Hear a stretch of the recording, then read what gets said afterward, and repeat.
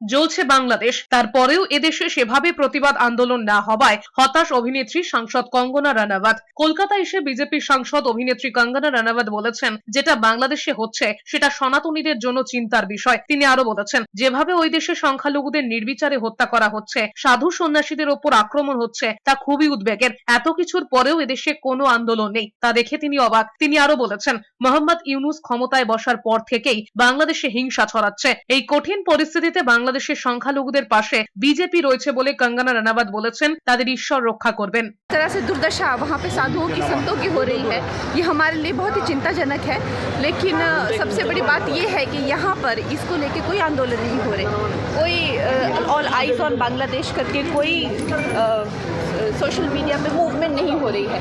तो ये भी चीज़ें जो है चिंताजनक है।